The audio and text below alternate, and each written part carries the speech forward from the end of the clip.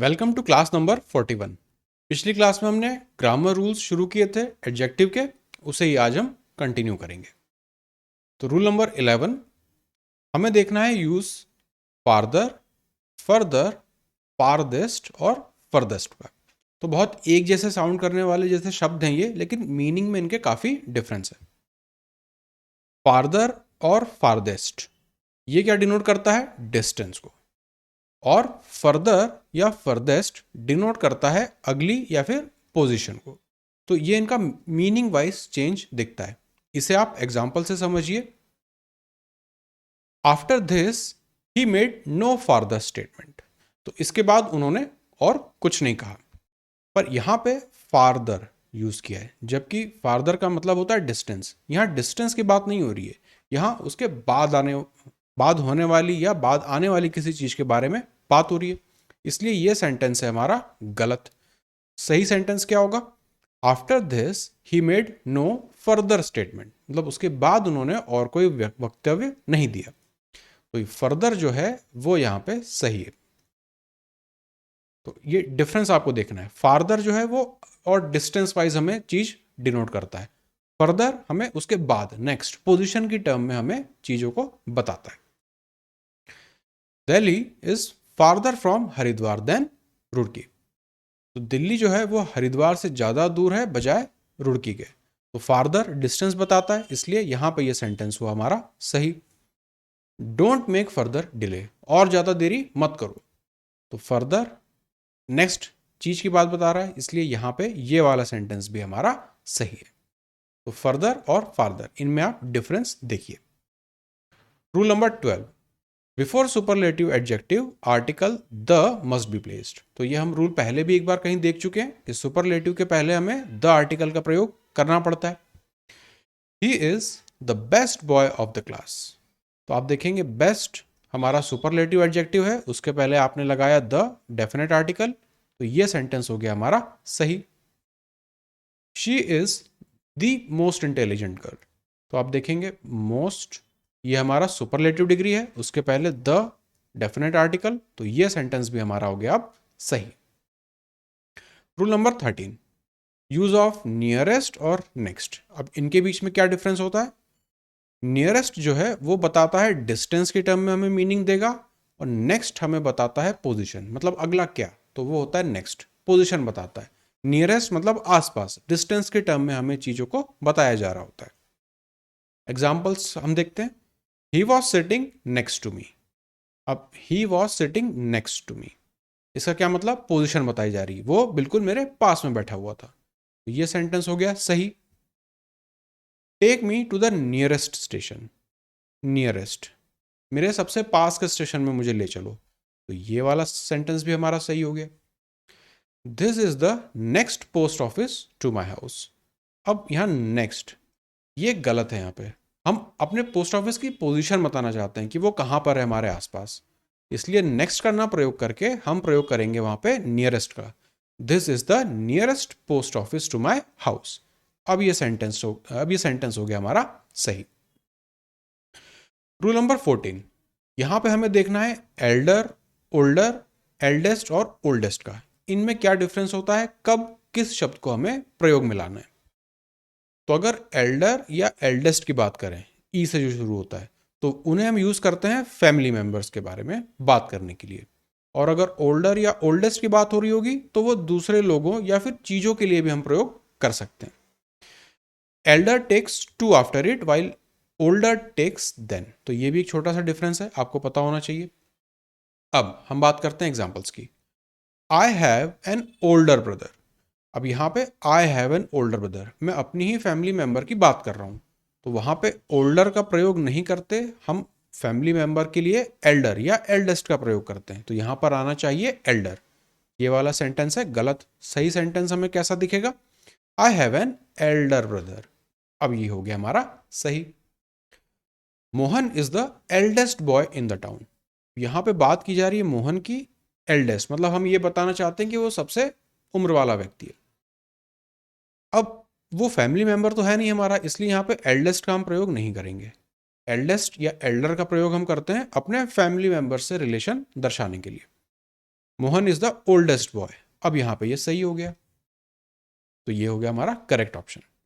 दूसरा, एल्डर जब भी कहीं पर भी सेंटेंस में आपको दिखे तो उसके आगे आपको टू लगाना है, और ओल्डर दिखे तो आपको देन लगाना है। ये एक रूल है, वो भी आपको ध्यान में रखना है। रूल नंबर 15, अब हमें देखना है लेस और फ्यूअर, इसके बीच में क्या डिफरेंस है, किसे कब हमें प्रयोग में लेना है। तो लेस जो होता है वो एडजेक्टिव ऑफ क्वांटिटी की जगह प्रयोग में लाया जाता है, और फ्यूअर जो है वो एडजेक्टिव ऑफ नंबर की जगह प्रयोग में लाया जाता है। क्वांटिटी वाले को हम, एडजेक्टिव ऑफ क्वांटिटी को हम कब प्रयोग में लाते हैं, जब नाउन जो है वो हमारा अनकाउंटेबल होता है, और नंबर वालों को हम तब यूज में लाते हैं जब नाउन हमारा काउंटेबल होता है। There is fewer sugar in your tea than in mine. अब यहां पे बात हो रही है फ्यूअर की, और जो हमारा नाउन है वो क्या है, शुगर, अनकाउंटेबल है, इसलिए ये हमारा गलत सेंटेंस है। सही सेंटेंस कैसा दिखेगा, there is less sugar in your tea than in mine. अब ये हो गया हमारा सही। तो ये आपको ध्यान रखना है, क्वांटिटी ऑफ एडजेक्टिव और क्वांटिटी ऑफ नंबर, ये हमने पिछली क्लास में डिस्कस किया था। He has less money than I, again money के साथ आ रहा है लेस, ये हो गया हमारा सेंटेंस सही। अब he has less money than I, यहां पर एक चीज है, एक होमवर्क मैं आपको दे रहा हूं, वो है देन आई। तो आप मुझे बताएं यहां पे ये वाला पार्ट सही लिखा है या फिर यहां पे होगा देन मी, ये आपको बताना है। इसका रूल हम पिछली बार डिस्कस कर चुके हैं, डेफिनेट रूल मैं आपको बता चुका हूं। तो ये आपका होमवर्क है, आप मुझे बताएंगे देन आई सही है या फिर देन मी सही है इस सेंटेंस में, ठीक है। रूल नंबर 16, सम एडजेक्टिव्स लाइक परफेक्ट हो, आइडियल हो, full, chief, unique, empty, universal, entire, infinite, extreme, impossible, या इस तरह के जो भी हमारे एडजेक्टिव हैं, they are not compared as they express meaning which do not admit any variation of degree। इसका क्या मतलब होता है, जैसे हम एंटायर को देखें, मतलब पूरा का पूरा, अब उस पूरे के पूरे में कम ज़्यादा होने की गुंजाइश थोड़ी होती है, एंटायर तो अपने आप में फुल है। उसी तरह से अगर मैं परफेक्ट को देखूं तो परफेक्ट बिल्कुल सही चीज़, उससे अच्छी और जो कुछ हो ही नहीं सकती, तो उसमें कंपेयर करने का स्कोप हमारा खत्म हो जाता है। यूनिवर्सल सब जगह हो तो वहाँ पे भी हमारा, हम उस चीज़ को कंपेयर नहीं कर सकते। जैसे यूनिक, कोई चीज़ अगर यूनिक है तो फिर वो उसमें और कम ज़्यादा का कोई चांस नहीं होता ना, कि मोर यूनिक या लेस यूनिक, ऐसा कुछ नहीं होता। यूनिक मतलब फिर यूनिक। तो ऐसे जो हमारे एडजेक्टिव्स हैं उन्हें हम कंपैरेटिव या किसी दूसरी भी डिग्री में, ना सुपरलेटिव ना कंपैरेटिव, कोई भी वेरिएशन हम डिग्री में नहीं लेते हैं। अब इसमें एरर हमें किस तरह के दिखते हैं वो देखिए, this achievement was most unique. तो यूनिक तो अपने आप में फुल है ना, एक सबसे अच्छी चीज हो गई। तो मोस्ट उससे भी ऊपर कुछ हो सकता है क्या, नहीं, यूनिक तो अपना आप टॉप में चीज हो गई। तो ये सेंटेंस है हमारा गलत। यूनिक हमने यहां पर भी कहीं लिखा हुआ देखा था शायद, यहाँ ये लिखा यूनिक, तो उसके आगे हमें उसे मोस्ट करके और उसमें कोई भी कंपैरिजन वगैरह, कोई डिग्री हमें उसका अलग से नहीं बनाना है। हिज अचीवमेंट वॉज यूनिक, अब ये सेंटेंस हो गया हमारा सही, सिर्फ यूनिक का प्रयोग किया गया यहाँ पे। Your knowledge is most perfect, again perfect के पहले मोस्ट लगाने की हमें जरूरत नहीं है, ये सेंटेंस हो गया हमारा गलत। सही क्या दिखेगा, योर नॉलेज इज परफेक्ट। तो जब भी इस तरह के वर्ड्स हो, perfect, unique, universal, full, extreme, infinite, entire, तो ये कुछ ऐसे एडजेक्टिव्स हैं जिन्हें हमें किसी भी डिग्री वाले फॉर्म में, कंपैरेटिव, सुपरलेटिव, ऐसे किसी भी डिग्री फॉर्म में नहीं लिखना होता। Rule number 17, when a comparison is introduced and has any after it, the things compared must be excluded from the class of things with which it is compared by using other। अब बहुत सारे words हो गए, example से आप इसे समझिए। London is larger than any city in England, तो हम यहाँ पे इस सेंटेंस में हम किसे किससे कंपेयर करना चाहते हैं, हम ये कंपेयर कर रहे हैं कि जो लंदन है वो इंग्लैंड की किसी भी दूसरी सिटी से ज़्यादा बड़ी है। तो अगर मैं बोलूँ एनी सिटी इन इंग्लैंड, तो इंग्लैंड में ही तो लंदन भी आता है ना, तो एनी सिटी इन इंग्लैंड का क्या मतलब हो गया कि लंदन जो है वो सारी सिटी से बड़ी है इंक्लूडिंग लंदन। तो ये गलत हुआ, मीनिंग यहाँ पे क्योंकि गलत आ रहा है। सही सेंटेंस क्या होगा, London is larger than any other city in England. उस ग्रुप से city of England, any city of England एक ग्रुप है, आप कंपेयर करना चाहते हो लंदन को उस ग्रुप से, तो पहले आपको इस सिटी को उस ग्रुप से बाहर निकालना पड़ेगा, इसलिए हम यूज करते हैं एनी अदर का। अब ये सेंटेंस हो गया हमारा सही। इस चीज को आप फिर से समझिए, हम कंपेयर करना चाह रहे थे इंग्लैंड की सिटीज को, उसमें लंदन भी आता है। अब मैं ये बताना चाह रहा था कि ये वाली जो सिटी है ये बाकी की सिटियों से सबसे बड़ी है, तो मुझे इसे अलग करना पड़ेगा ना इस ग्रुप से। तो उसे हम करने के लिए क्या करते हैं, एनी अदर।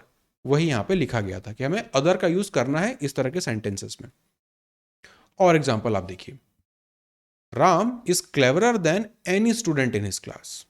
अब किसकी बात हो रही है यहाँ पे, क्लास के स्टूडेंट्स की बात हो रही है, और उसमें से भी हम कह रहे हैं कि जो राम जो है वो सबसे क्लेवर है। तो हम ये बताना चाह रहे हैं कि उस क्लास में राम उसी क्लास के दूसरे सभी बच्चों से ज्यादा क्लेवर है ना। तो इस ग्रुप से मुझे राम को अलग करना पड़ेगा, इसलिए ये वाला सेंटेंस है गलत। सही सेंटेंस क्या होगा, Ram is cleverer than any other student in class, कि क्लास के बाकी बच्चों से ज्यादा राम इंटेलिजेंट है। The tiger is as swift as any animal. Again यहाँ पे एनी एनिमल, टाइगर भी तो एनिमल ही है, तो उससे क्लास को हमें अलग करना पड़ेगा ना, इस टाइगर जो है उसे एनिमल की क्लास से अलग करना पड़ेगा। तो ये वाला सेंटेंस हुआ हमारा गलत। सही सेंटेंस क्या दिखेगा, the tiger is as swift as any other animal. अब ये सेंटेंस हो गया हमारा सही। Rule number 18, each is use to indicate limited number and every to denote unlimited number in selection of choice. तो जब भी सिलेक्शन या चॉइस की बात हो रही होगी, अगर आप ईच करेंगे तो वो लिमिटेड नंबर की बात के रिस्पेक्ट में कही जा रही होगी, अगर एवरी तो मतलब सब कुछ अनलिमिटेड। एग्जाम्पल अगर हम देखें, every one of the two boys was given a prize.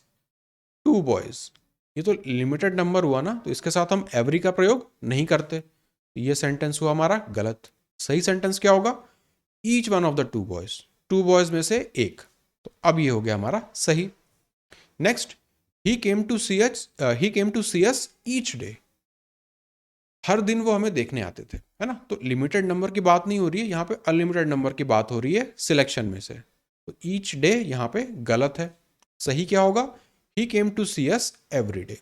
हर दिन वो हमें देखने आते थे। अब वो कितने भी दिन हो सकते हैं, अनलिमिटेड हो सकते हैं, इसलिए एवरी यहाँ पे सही है। Rule number 19, some is used in affirmative sentence and any is used in negative और इंटेरोगेटिव सेंटेंस। ऐसा ही रूल हम एक बार पहले भी देख चुके हैं, जहां पे हमने सम और एनी को डिस्कस किया था।